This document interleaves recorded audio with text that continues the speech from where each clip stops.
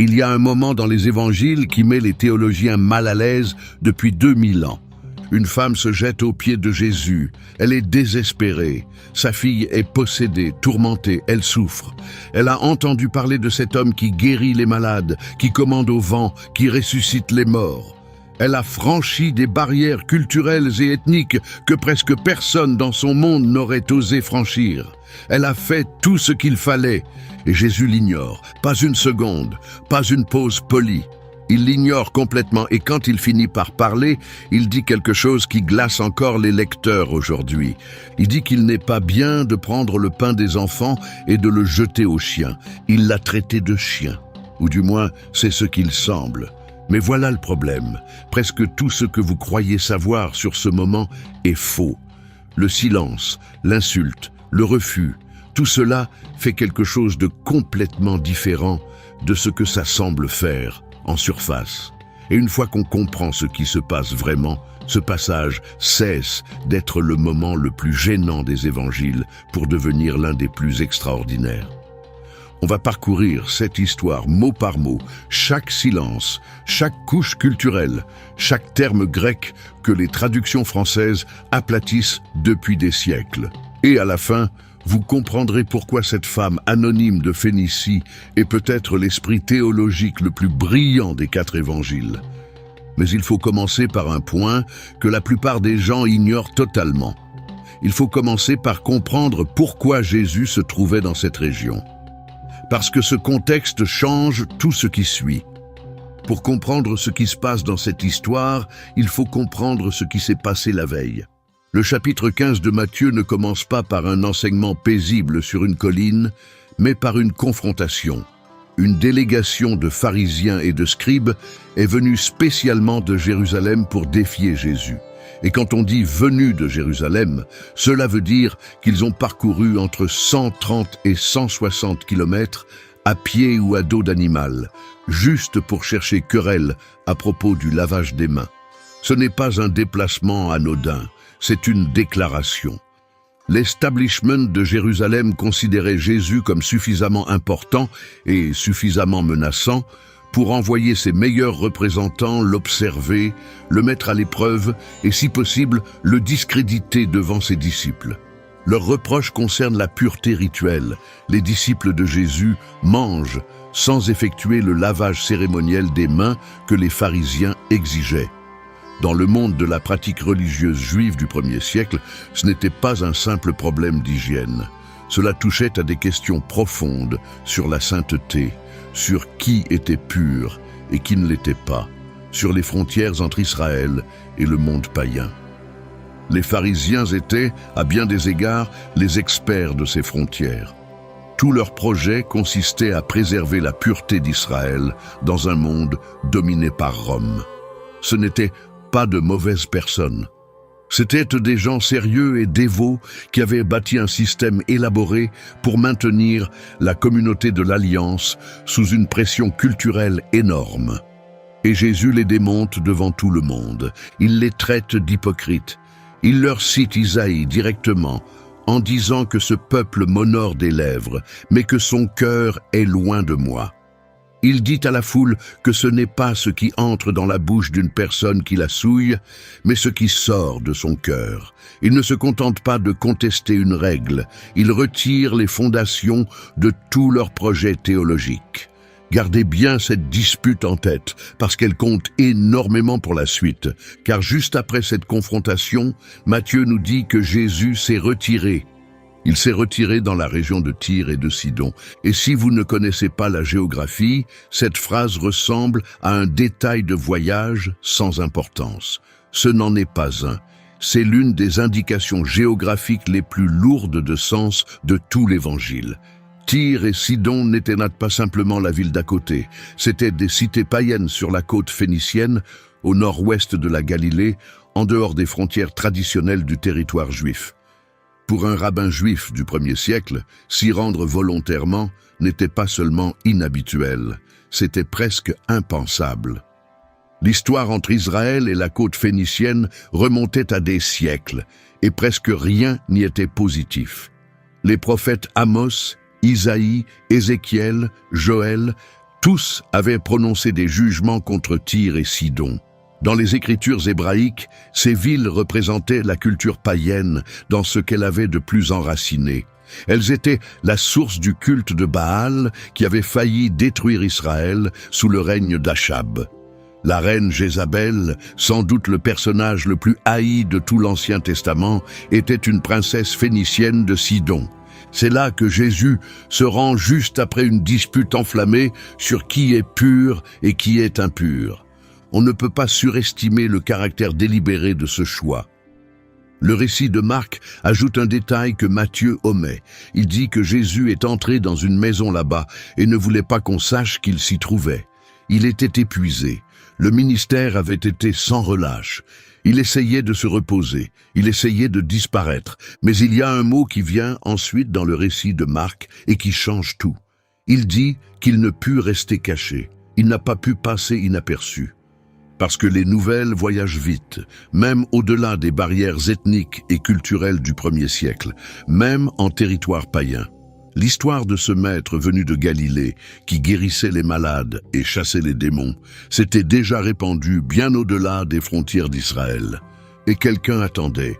Matthieu l'appelle une femme cananéenne. Arrêtez-vous un instant là-dessus, parce que Matthieu fait un choix délibéré et provocateur avec ce mot. Au 1er siècle, les Cananéens en tant que peuple n'existaient plus depuis des centaines d'années. Ils avaient été absorbés par les cultures environnantes bien avant la naissance de Jésus. Personne dans le monde romain ne se disait cananéen.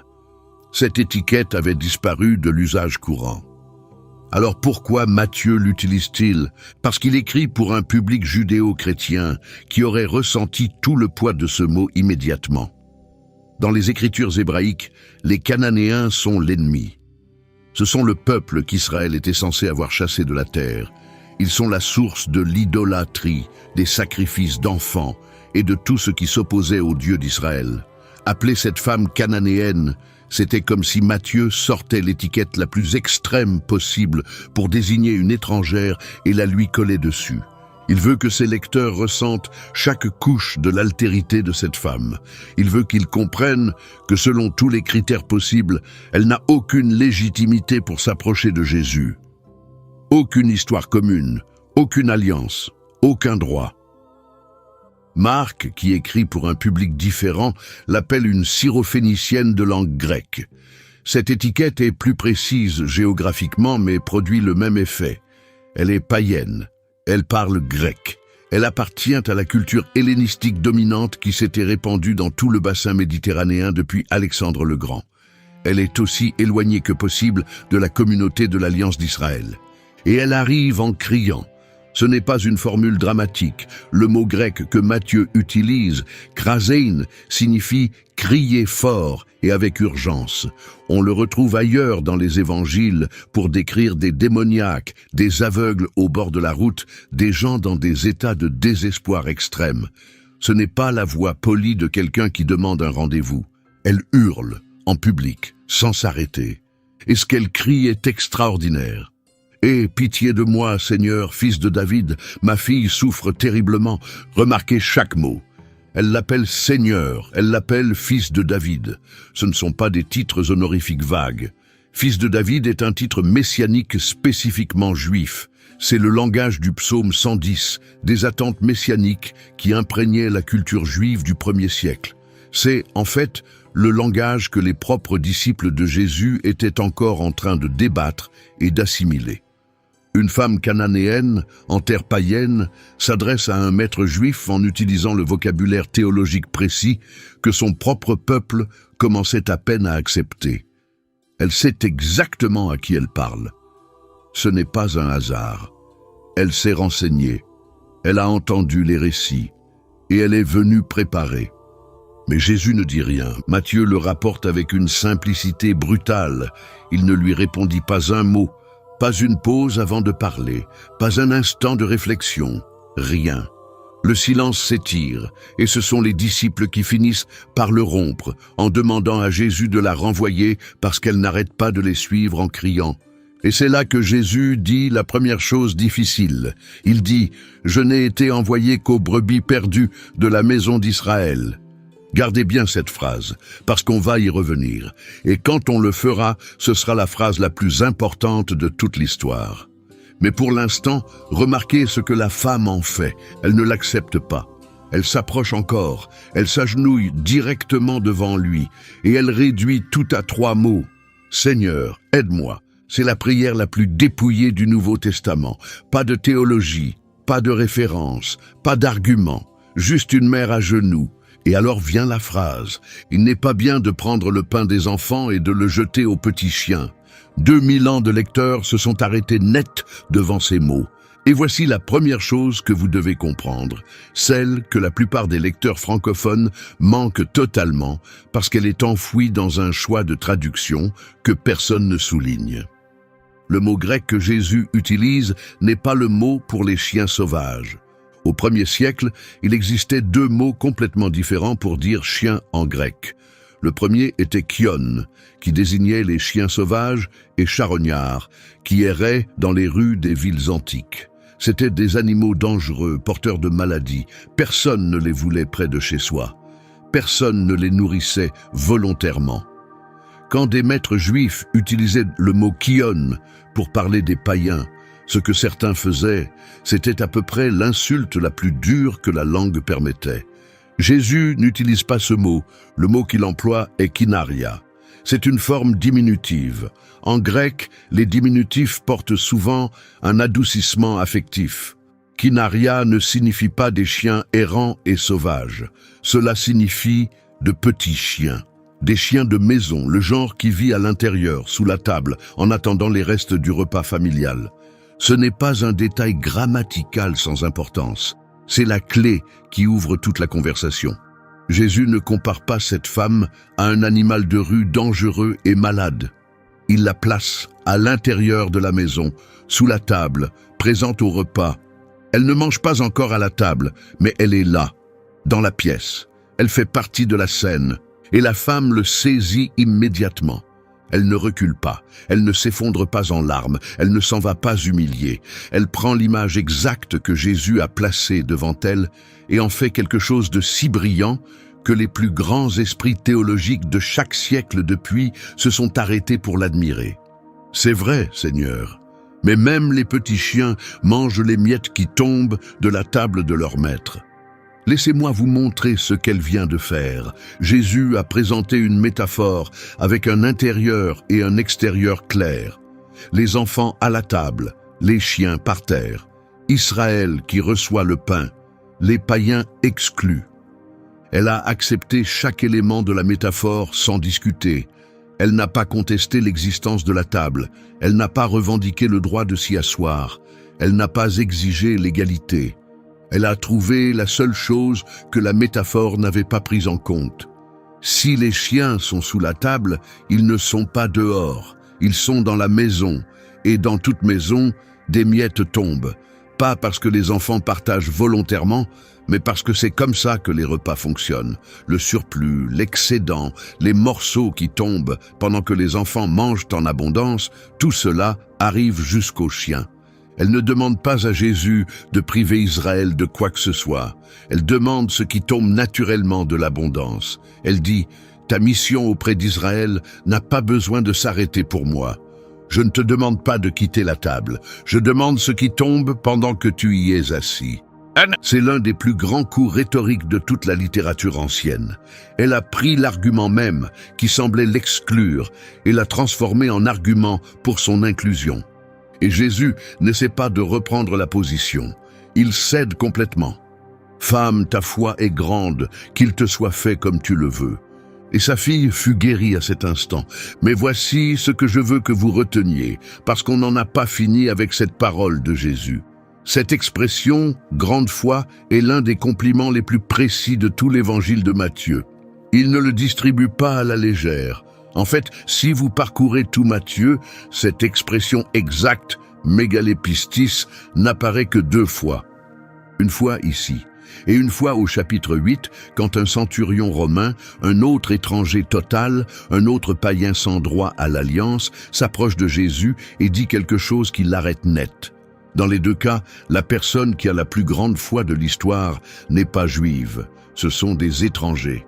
des gens sans statut officiel, sans appartenance héritée, sans référence. Matthieu construit quelque chose, et on va suivre ce fil jusqu'au bout.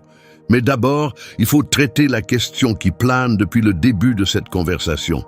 Jésus la mettait-il à l'épreuve? C'est la question qui a divisé les spécialistes, les prédicateurs et les lecteurs ordinaires pendant 2000 ans. Et la raison pour laquelle elle compte autant, c'est que la réponse change tout le caractère moral de l'histoire. Si Jésus la mettait à l'épreuve, alors le silence et l'insulte apparente étaient les outils d'un maître. Délibéré, maîtrisé, destiné à révéler quelque chose qu'elle possédait déjà.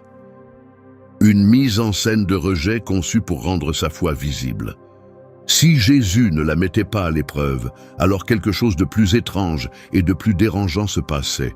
Quelque chose qui touche aux questions les plus profondes sur qui était Jésus et ce que l'incarnation signifie vraiment.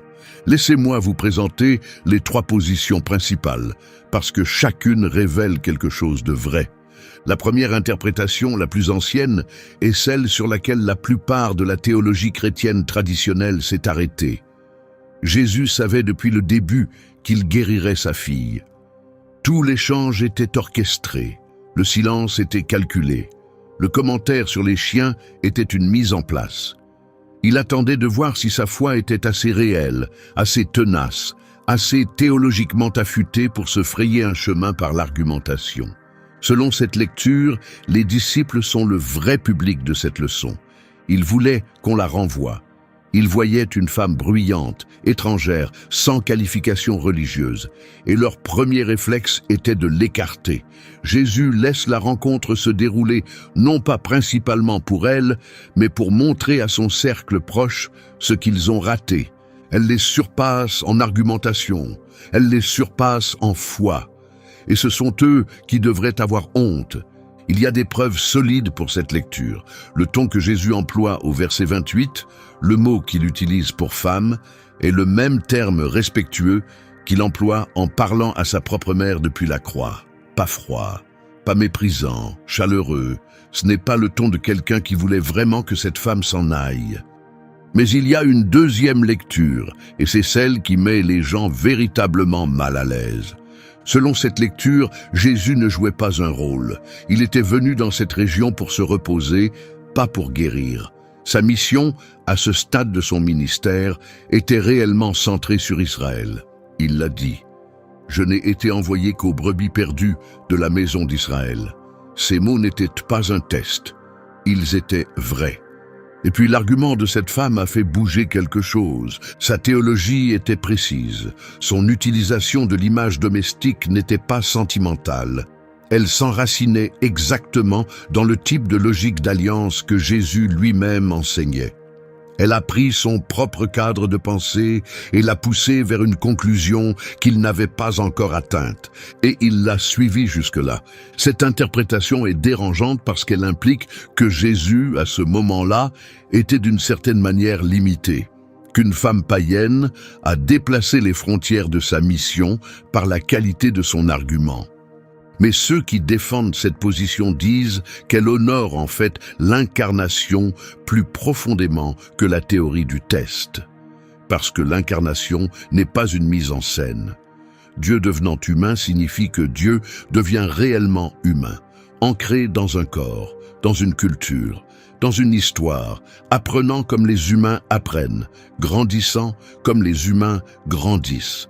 Luc 2, 52 dit explicitement que Jésus grandissait en sagesse et en stature.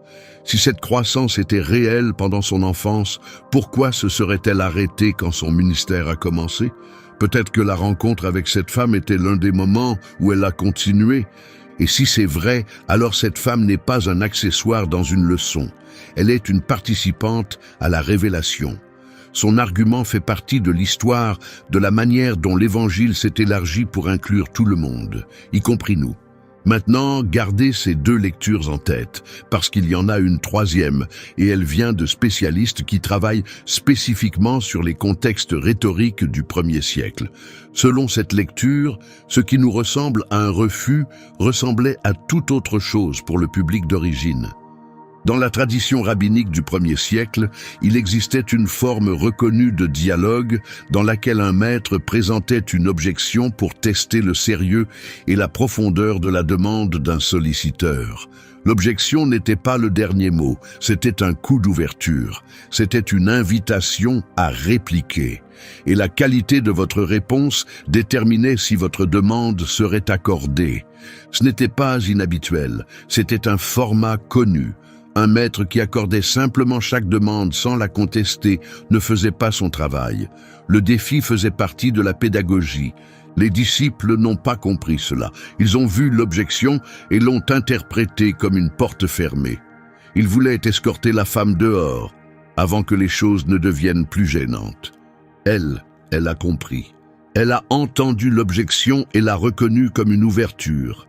Elle l'a traversée avec un argument si précis que Jésus l'a reconnu immédiatement, non pas à contre-cœur, mais avec ce qui ressemble fort à une admiration sincère. « Femme, grande foi, qu'il te soit fait comme tu le veux. » 3 lectures, chacune éclairant quelque chose de vrai.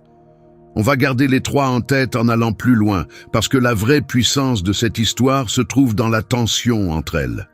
Mais maintenant, je veux vous montrer quelque chose sur la structure de l'évangile de Matthieu que la plupart des gens qui lisent cette histoire de manière isolée manquent complètement. L'histoire de la femme cananéenne n'est pas un épisode isolé. Matthieu l'a placée à un endroit précis de son évangile pour des raisons précises. Et une fois qu'on voit l'architecture qui l'entoure, l'histoire devient 3 fois plus grande qu'elle ne le semblait au départ. Voici la séquence que Matthieu construit au chapitre 15. D'abord, la dispute avec les pharisiens sur la pureté rituelle. Jésus démonte tout le système du pur et de l'impur qui séparait Israël du monde païen. Il dit que ce n'est pas ce qui entre dans une personne qui la souille. Il est en train d'abattre la frontière. Ensuite, juste après avoir tenu ce discours, Jésus entre en territoire païen. Il ne se contente pas d'enseigner sur la frontière. Il la franchit. Et la première personne qu'il rencontre là-bas est la personne la plus impure qu'on puisse imaginer selon les critères qu'il vient de rejeter. Une femme étrangère, cananéenne, qui crie en public. Chaque case que le système des pharisiens aurait cochée comme souillée. Et elle a plus de foi que quiconque il a rencontré en Israël. Troisièmement, après cette rencontre, Matthieu nous dit que Jésus monte sur une montagne près de la mer de Galilée. Et des foules immenses viennent à lui. Des boiteux, des aveugles, des muets, des infirmes. Et il les guérit tous. Et il loue, dans les termes précis de Matthieu, le Dieu d'Israël. Les commentateurs ont remarqué depuis des siècles que cette formulation est étrange si la foule est juive. On ne loue pas le Dieu d'Israël comme si c'était une découverte quand c'est déjà votre Dieu.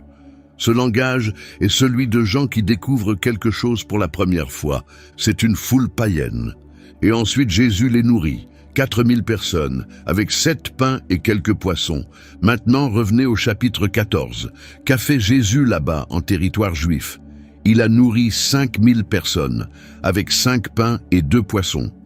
Matthieu nous montre un parallèle, le même acte de nourriture, d'abord pour Israël, puis pour les nations, d'abord à l'intérieur de l'Alliance, puis à l'extérieur. Et entre ces 2 repas, debout à la charnière entre les deux, se tient cette femme. Son argument sur les miettes ne gagne pas seulement la guérison de sa fille. Il ouvre la porte à un festin pour des milliers de personnes. Il y a un mot qui relie tout cela, c'est le mot grec « artos », le pain.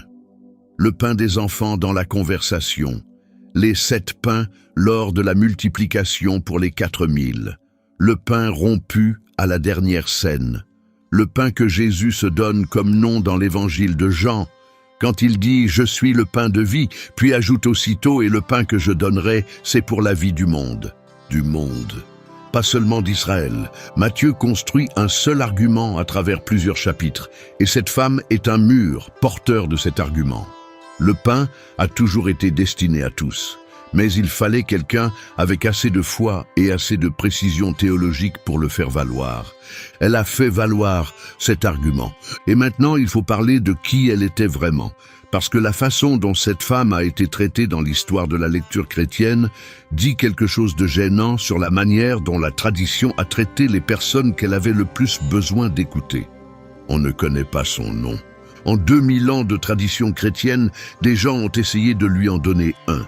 Certaines traditions l'appellent Justa, d'autres syrophénicienne. Aucun de ces noms n'apparaît dans un texte.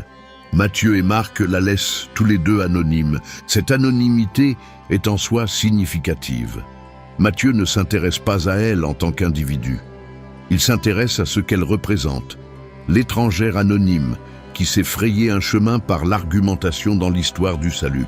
Mais elle est, malgré cette anonymité, l'une des figures les plus abouties de tout le récit évangélique. On sait comment elle parle, désespérée, urgente, pas disposée à rester polie. On sait comment elle pense, avec précision, rapidement, sans panique. On sait ce qu'elle croit. Elle croit que le Dieu d'Israël est réel et que cet homme peut atteindre sa fille. On sait ce qu'elle aime, son enfant, de tout son être. Et on sait ce qu'elle était prête à risquer, parce que ce n'était pas sans danger.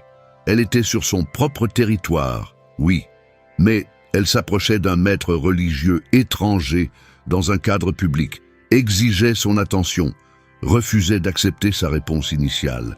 Dans le monde social du 1er siècle, les femmes ne faisaient pas cela.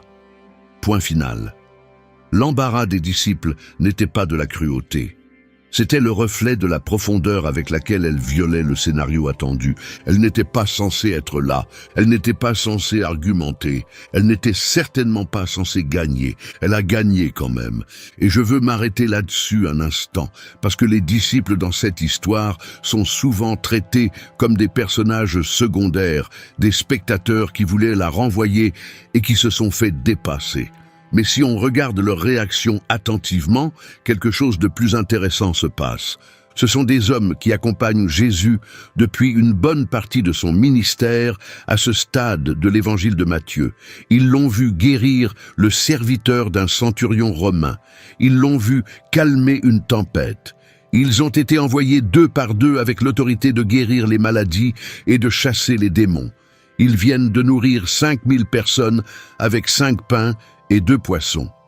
Ils ont, selon toute mesure raisonnable, plus de preuves de l'identité de Jésus que pratiquement n'importe quel autre être humain vivant. Et leur réflexe, quand cette femme apparaît, est de protéger leurs frontières, de maintenir l'ordre, de définir qui est dedans et qui est dehors, et d'imposer cette définition en demandant à Jésus de la renvoyer. Ils font ce que les gens ayant un statut d'initié font toujours. Ils contrôlent l'accès. Elle n'a pas d'accès, elle n'a pas de statut, elle n'a rien sauf un argument et un besoin. Et elle utilise les 2 mieux que ceux qui ont tout. Les premiers seront les derniers, et les derniers seront les premiers. Jésus dit cela dans Matthieu 19, le chapitre suivant. Ce n'est pas une coïncidence que Matthieu le place là. Il vient de nous montrer l'illustration la plus frappante possible de cette parole. Mais il y a encore une couche ici, une que l'échec des disciples rend visible, et c'est celle qui a hanté l'Église tout au long de son histoire. Les disciples voulaient la renvoyer. L'Église, au fil de 2000 ans, a reproduit ce réflexe de 1000 façons, envers les femmes, envers les étrangers, envers les gens dont la foi avait une apparence et un son différents de ce qui était attendu. Cette histoire n'est pas seulement un récit historique, c'est un miroir. Chaque fois que l'Église a dit à quelqu'un « ce n'est pas pour toi, c'est seulement pour nous », tu n'as pas les bonnes références, tu n'es pas le bon type de personne. Elle s'est retrouvée dans la position des disciples. Et chaque fois que quelqu'un a répliqué, trouvé la faille dans l'exclusion, refusé d'accepter le rejet et insisté sur la base de rien d'autre que le besoin et la foi, cette personne s'est retrouvée dans la position de cette femme. Maintenant, revenons à la phrase la plus difficile. « Je n'ai été envoyé qu'aux brebis perdues de la maison d'Israël. » On ne peut pas éviter cela. C'est trop important, parce que ce n'est pas simplement une réplique de test que Jésus récite avant de révéler sa vraie position.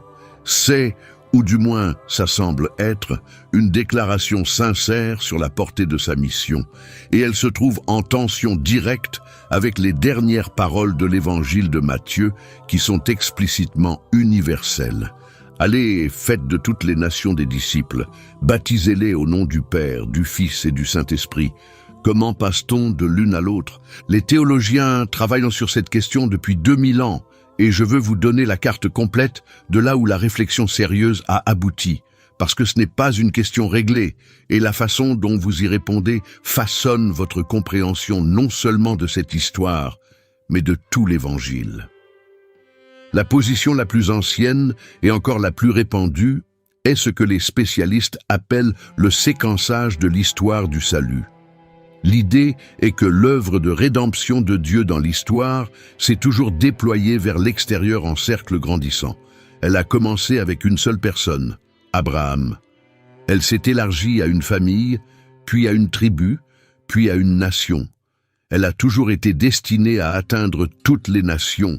C'est la promesse explicite faite à Abraham dans Genèse 12, « En toi seront bénies toutes les familles de la terre ». Mais elle est passée d'abord par Israël, parce qu'Israël était le véhicule, la communauté de l'alliance par laquelle la bénédiction finirait par se répandre vers l'extérieur. Selon cette lecture, quand Jésus dit « Je n'ai été envoyé qu'aux brebis perdues de la maison d'Israël », ce n'est pas une limitation, c'est une description de là où la mission en est à ce moment-là. Il agit dans le cadre de la séquence voulue par Dieu. Israël d'abord, puis le monde. La rencontre avec la femme cananéenne est un avant-goût, une première fissure dans la porte qui sera pleinement ouverte après la résurrection. C'est une lecture cohérente, et elle a l'avantage de rendre les paroles et les actes de Jésus parfaitement compatibles à travers tout l'Évangile. Mais il y a une deuxième position qui a gagné du terrain au cours du dernier siècle, notamment parmi les chercheurs qui prennent au sérieux l'humanité de l'incarnation. Et elle part d'une question simple. Que signifie réellement pour Dieu de devenir humain? Pas de revêtir un costume humain, pas de fonctionner à l'intérieur d'un corps humain tout en restant fondamentalement divin et non affecté par les limites de ce corps, mais de devenir réellement humain. De naître dans un corps précis, une culture précise, un moment précis de l'histoire, de penser en araméen, de prier les psaumes que chaque enfant juif priait, d'être façonné par les récits, les attentes, les blessures et les espoirs de la Galilée juive du 1er siècle. Si l'incarnation était réelle, alors la compréhension que Jésus avait de sa propre mission était façonnée par le monde dans lequel il était né. Il n'est pas arrivé avec un téléchargement complet de toutes les implications futures déjà installées. Il a appris, il a grandi.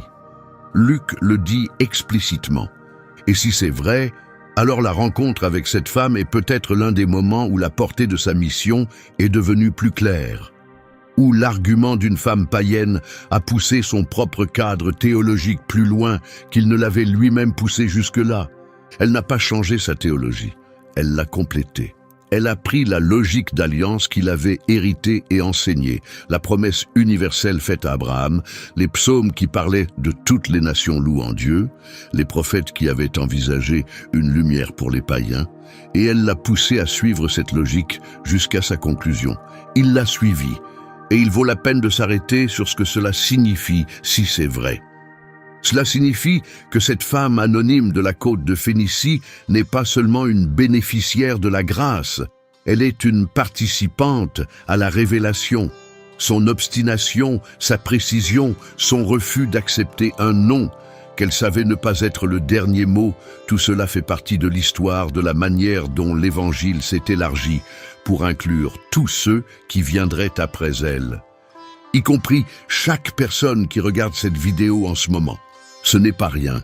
Maintenant, je veux vous emmener dans quelque chose que la plupart des vidéos sur ce passage ignorent complètement. Et c'est la raison pour laquelle cette histoire génère de nouvelles lectures depuis 2000 ans, au lieu de se figer dans une interprétation unique. Laissez-moi vous montrer comment 4 des plus grands esprits théologiques de l'histoire chrétienne ont lu exactement ce passage.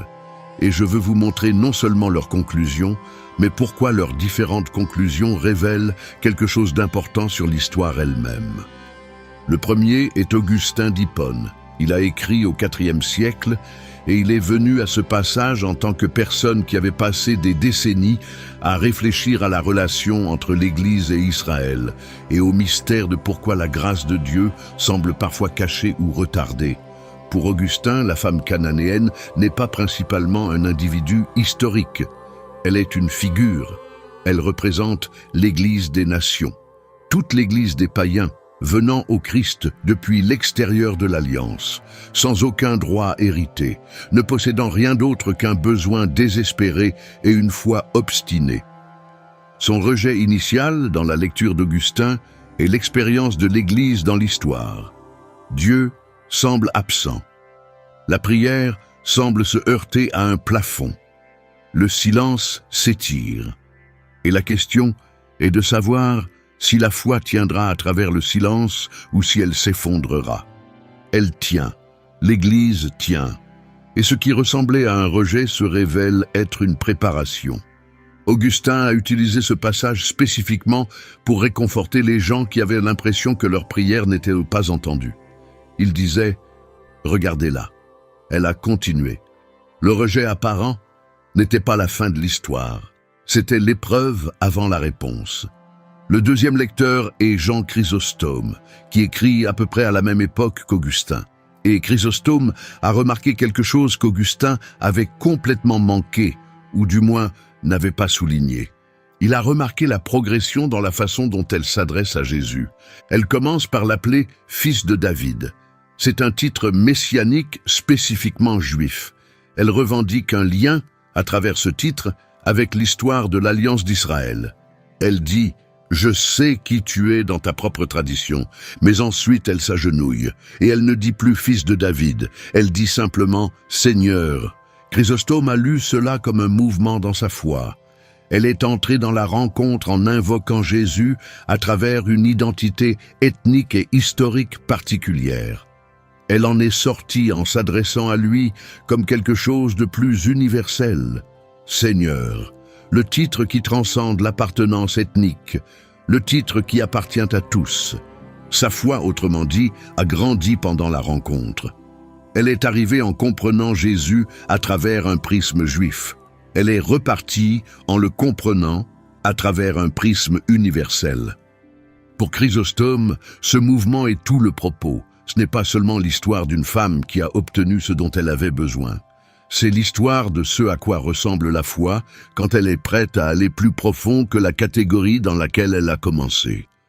Le troisième lecteur est Martin Luther, et son engagement avec ce passage est le plus émotionnellement brut de tous les grands théologiens de la tradition. Luther a écrit un sermon sur ce texte dans les années 1520, à une période où il traversait lui-même ce qui ressemblait à un long silence divin. Son mouvement était sous pression. Sa théologie était attaquée, et dans l'histoire de cette femme, il a trouvé quelque chose dont il avait personnellement besoin. Il a qualifié la rencontre de la femme cananéenne de plus grande épreuve de foi de tout le Nouveau Testament. Pas les disciples sur la mer en tempête, pas Gethsémani. Ceci, parce que, soutenait Luther, ce qui rend la foi vraiment difficile, ce n'est pas la souffrance. La souffrance est supportable. Ce qui rend la foi vraiment difficile, c'est quand Dieu semble dire non. Quand le silence n'est pas seulement une absence, mais un refus apparent. Quand l'écriture même qui promet la grâce semble se retourner contre vous.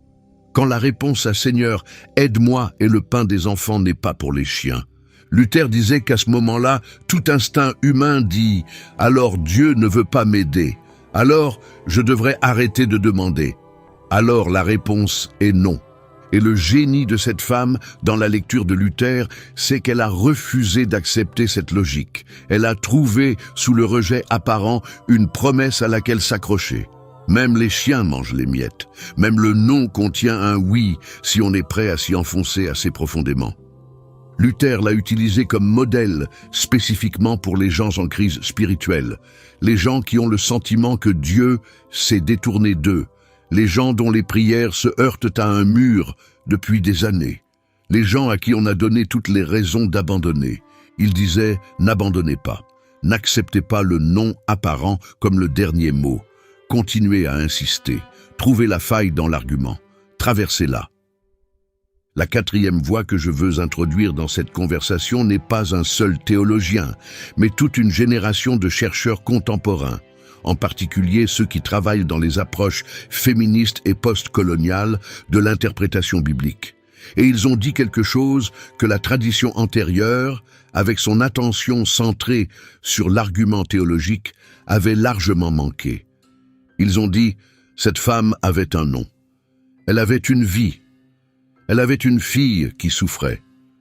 C'était une personne précise venue d'un lieu précis, avec des enjeux précis dans cette rencontre. » Et la tendance de la tradition à la transformer immédiatement en symbole, en figure ou en modèle de foi générique a, à sa manière, répété l'erreur des disciples qui la traitaient comme autre chose qu'un être humain à part entière, dont l'histoire individuelle comptait. Ils ont aussi souligné que cette histoire, replacée dans l'histoire plus large du christianisme, porte un poids particulier pour toute personne à qui l'Église a dit que le pain n'était pas pour elle. Des femmes interdites de ministère, des chrétiens non occidentaux dont les cultures étaient traitées comme souillées, des peuples autochtones dont les propres traditions étaient rejetées comme sans valeur, des croyants de la communauté LGBT à qui on disait de rester dehors pendant que les autres mangeaient. Pour tous ces gens, l'histoire de cette femme n'est pas de la théologie abstraite, c'est un modèle. Vous n'avez pas besoin d'avoir les bonnes références. Vous n'avez pas besoin de passer par la porte approuvée.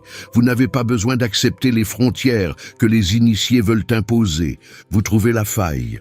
Vous la traversez. Son argument gagne non pas parce qu'elle a changé les règles. Elle a trouvé la logique déjà contenue dans les règles et l'a suivie plus loin que quiconque n'était prêt à aller. Il y a un détail dans l'histoire sur lequel presque aucun commentaire que j'ai lu ne s'attarde. Et je veux y consacrer du temps parce que je pense que c'est le centre émotionnel de tout. Sa fille n'est pas là. Cette femme ne se tient pas devant Jésus en tenant son enfant malade. Elle ne présente pas la souffrance directement. Elle plaide pour quelqu'un qui n'est pas dans la pièce, quelqu'un qu'elle ne peut pas produire comme preuve, quelqu'un dont elle ne peut que décrire l'état. Et elle demande un miracle à distance, pour une personne qu'elle ne peut pas amener sur place, en ne s'appuyant sur rien d'autre que sa propre parole et sa propre foi. Jésus avait déjà guéri à distance avant cela. Dans Matthieu 8, le centurion romain demande à Jésus de guérir son serviteur sans que Jésus ait besoin de se déplacer. Jésus l'accorde. Il s'émerveille de sa foi et guérit à distance. Mais le centurion avait une forme d'autorité. Il comprenait les structures de commandement. Il a présenté sa demande à travers un cadre reconnaissable de pouvoir et de délégation. Cette femme n'a rien de tel. Elle n'a aucune autorité. Elle n'a aucun cadre de pouvoir. Elle a un enfant malade qu'elle ne peut pas amener et une demande qu'elle n'a aucune base officielle pour formuler. Et elle la formule quand même. Et elle argumente avec précision et ténacité. Et elle obtient gain de cause. À cet instant, dit Matthieu, la fille fut guérie à cet instant. Pas progressivement, pas finalement, pas après une période de rétablissement. Au moment exact où son argument a été honoré, quelle que soit la distance qui séparait cette route de sa maison, sa fille a été guérie. Deux personnes liées, une mère et une fille, l'une qui se bat pour l'autre au seul endroit où elle pouvait se battre, l'autre qui reçoit quelque chose qu'elle ne savait pas qu'on était en train de gagner pour elle. Je ne pense pas que ce soit un hasard si Matthieu a choisi de nous donner ce détail à cet instant, parce que ce n'est pas seulement une résolution narrative satisfaisante, c'est une affirmation théologique sur ce qu'est réellement la prière. C'est une personne qui s'enfonce dans la miséricorde de Dieu au nom de quelqu'un qui ne peut pas le faire pour lui-même. C'est l'intercession dans sa forme la plus dépouillée. Pas de cérémonie, pas de formule, pas de soutien institutionnel, juste une mère à genoux qui dit « Seigneur, aide-moi » et qui refuse de s'arrêter. Et ça marche. On approche de la fin de cette histoire, mais avant de conclure, je veux vous donner la question que ce passage laisse ouverte, parce que je pense que c'est la fin la plus honnête de cette conversation. La question est, où êtes-vous dans cette histoire? Pas comme un procédé rhétorique, comme une vraie question. Parce qu'il y a 4 positions distinctes dans cette scène, et la plupart d'entre nous passent de l'une à l'autre à différents moments de notre vie. Il y a les pharisiens, qui ne sont pas dans cette histoire en particulier, mais dont la logique l'imprègne. Les gens qui ont construit leur foi autour du fait de savoir qui est dedans et qui est dehors, qui est pur et qui ne l'est pas, quelles références sont valables et lesquelles ne le sont pas. Les gens pour qui la foi consiste avant tout à maintenir les bonnes frontières. Il y a les disciples qui sont dans l'histoire et dont l'échec est discret, humain et reconnaissable. Ils ne sont pas malveillants, ils sont fatigués, ils gèrent, ils essaient de protéger quelque chose et en le protégeant, ils manquent de peu le moment le plus extraordinaire auquel ils aient assisté. Il y a Jésus qui soit met à l'épreuve, soit est défié, soit s'engage dans une forme rhétorique connue selon la lecture que vous trouvez la plus honnête, mais qui termine la rencontre en honorant cette femme sans ambiguïté. Quoi qu'il se passait dans son silence, ses dernières paroles sont claires. Grande foi, qu'il te soit fait comme tu le veux. Et il y a la femme qui avait toutes les raisons de partir, qui avait été ignorée comparée à un animal, implicitement informée qu'elle était en dehors du champ de ce qui était offert, qui avait une fille malade à la maison pour laquelle personne d'autre ne se battait, et qui s'est assise au milieu des décombres de chaque rejet apparent et a trouvé à l'intérieur de la métaphore qui semblait l'exclure une raison de rester. Les miettes. Même les chiens ont les miettes. Elle n'a pas demandé toute la table, elle a demandé ce qui tombe. Et ce qu'elle a reçu, c'est sa fille, entière et guérie à cet instant. Il y a une question sous tout cela que je pense que cette histoire veut qu'on emporte avec nous. Quand la porte semble fermée, est-ce que vous partez ou est-ce que vous cherchez la faille? Quand le silence s'étire et que la réponse apparente est non, est-ce que vous l'acceptez comme le dernier mot? Ou est-ce que vous faites ce que cette femme a fait, c'est-à-dire démonter le non, trouver la logique qui s'y cache et suivre cette logique là où le non n'avait pas prévu d'aller? La foi dans cette histoire n'est pas passive, elle n'est pas silencieuse, elle n'est pas polie. C'est une femme cananéenne qui crie sur une route, qui refuse d'être renvoyée et qui se fraye un chemin par l'argumentation à travers une porte que tous ceux autour d'elle considéraient comme fermée. Et la réponse vient, à cet instant. Si cette histoire a ouvert quelque chose en vous, il y a un passage dans Luc qui va encore plus loin dans cette question de la prière persistante et du silence apparent de Dieu.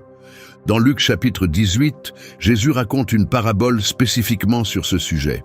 Il la raconte, dit Luc, pour montrer qu'il faut toujours prier et ne pas se décourager. La parabole parle d'une veuve qui revient sans cesse devant un juge injuste avec une seule demande. Il l'ignore. Elle revient. Il l'ignore encore. Elle revient. Et finalement, non pas parce qu'il est juste ou vertueux, mais simplement à cause de sa persistance sans relâche, il accède à sa demande. Jésus raconte cette parabole puis demande « Quand le Fils de l'homme viendra, trouvera-t-il la foi sur la terre ?» La question laisse entendre que la foi persistante, le refus d'accepter le silence comme réponse définitive, est rare, plus rare qu'on ne le pense. La femme cananéenne la possède. La veuve de la parabole la possède. Cette vidéo est à l'écran en ce moment. Et si vous voulez rester dans l'évangile de Matthieu, la dispute du chapitre 15 qui précède directement cette rencontre, la confrontation de Jésus avec les pharisiens sur ce qui souille vraiment une personne, est le fondement théologique qui rend toute cette histoire possible. Sans cette dispute, la victoire de la femme cananéenne n'a aucun sens. Une fois qu'on voit comment elles se rejoignent, l'architecture de Matthieu devient extraordinaire. Cette analyse arrive bientôt. Abonnez-vous pour ne pas la manquer. Living God, invisible, yet so real, greater than our words. Hallelujah.